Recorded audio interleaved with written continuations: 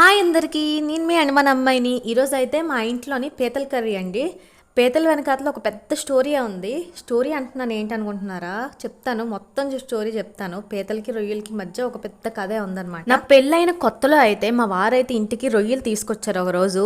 నేనేమో ఆ రొయ్యలేంటి పురుగుల్లా ఉన్నాయి, మీరు పురుగులు తింటారా అనుకొని నేను అన్నా అనమాట.